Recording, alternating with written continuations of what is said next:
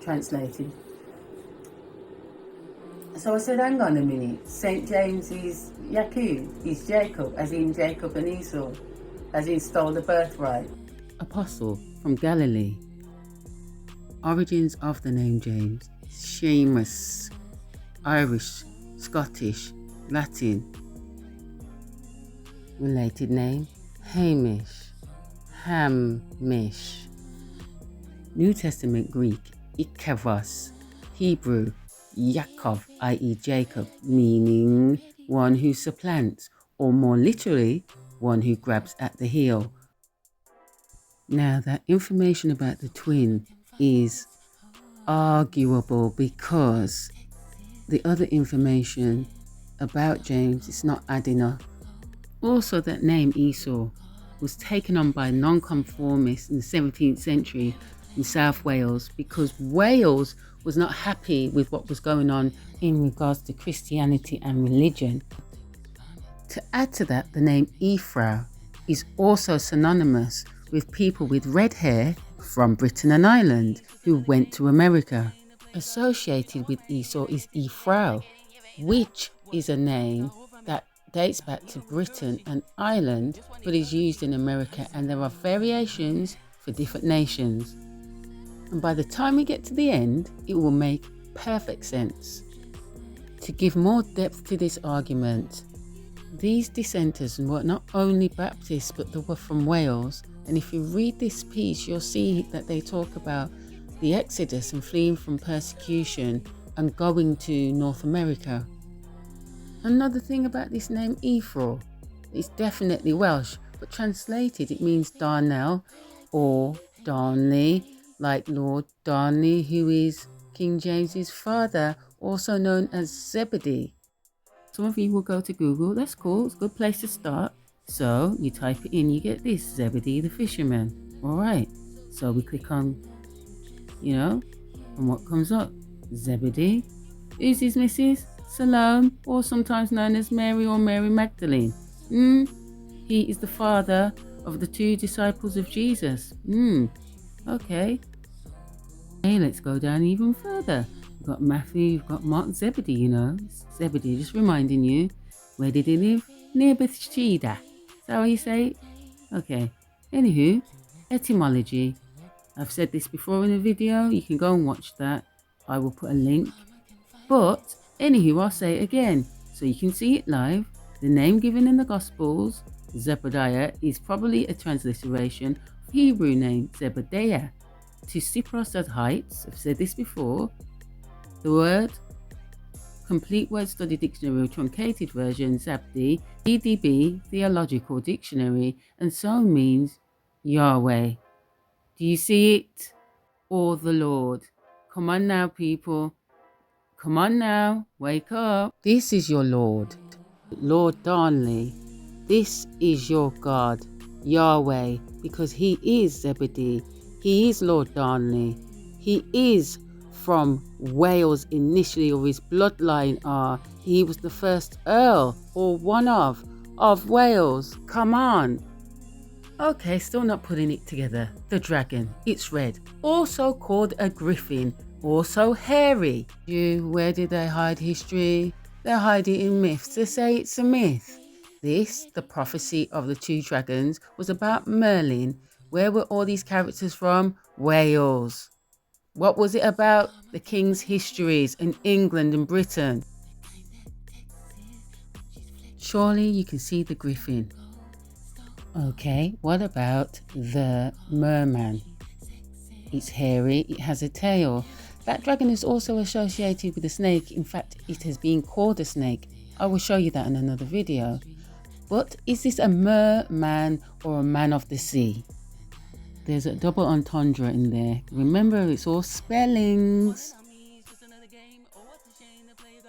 Okay, the argument about the word ruddy. Well, this is a ruddy duck. Do you see the colour of it? What the word ruddy meant? Of course, red. Red of complexion, healthily red. Ruddy also meant to be rude, rudeness. The words which meant red: bilirubin, corroborate, Eritrea, red skin, rot Welsh, Well, there are different shades of red, so what do they mean when they say red? Possibly this, perhaps? Or do they mean it in regards to bloodshed, loving to fight, being a Viking? This reads the reality of Viking hair colour. There were certainly red-haired individuals among the Vikings, but they did not make up the majority. Yet the higher prevalence of red hair in modern-day Scotland and Ireland has been linked to Viking ancestry. So, in plain English, most of your ancestors were not ginger. And before someone says I'm being a meanie, I was born a redhead. I was called redhead when I was much younger, but I've dyed my hair a lot. Yes, one of my daughters is also a redhead with blonde bits in it, and her dad's a blonde and a ginge. Yes. Okay, now let's speak about the reason for your red hair. How and why is it red? Something called pheomelanin. Remember, melanin is the life source on this planet, and without it, none of us would exist. Anybody can be ginger, but the reason why is due to what the eumelanin or eumelanin and the pheomelanin are doing. So I'll explain. In simple terms, the eumelanin is not getting into the melanocytes. It's not being filled with colour. It's not being filled with this rejuvenating chemical, which is enhanced by the sun and protects you from the sun, which makes your skin darker. This medical case speaks about melanin deficiency, especially in the Hopi people in North America. It's called Warren-Denberg's syndrome, and it affects also their hearing. And so this brings me to the word Hebrew, which means a member of an ancient people living in what is now Israel and Palestine, and according to the biblical tradition, descended from the patriarch Jacob. So where is Jacob from? Are you still unclear? Okay, well, Hebrew is a Semitic language used by ancient Hebrews and in modern day Israel. So what does that mean?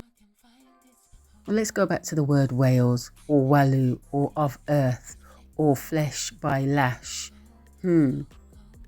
Apparently in Sanskrit, womb, or Lithuanian Valits, twin. And remember, Hebrew is from the line of Afro-Asiatic languages, as is Semitic, including Arabic, Amharic, and other ancient and modern languages. 330 million people across West Asia, Horn of Africa, North Africa, Malta, West Africa, Chad, and large immigrant and expatriate communities in North America, Europe, and Australasia.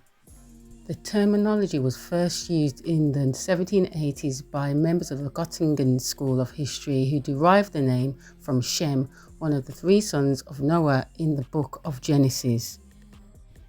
And here is a chronology mapping of those Semitic languages.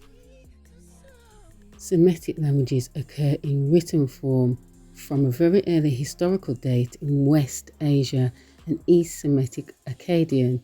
Akkadian we know is Japanese from our last videos. The only earlier attested languages are Sumerian and Elamite. Both languages isolate and Egyptian, a sister branch of the Afro-Asiatic family, related to the Semitic languages but not a part of them. Why? Because people are branches of branches, and slavery. If you got this far, thank you. You know who Lord Darnley is, that he's Sebedi and Yahweh. So with all that information, then who would be Yahweh's son?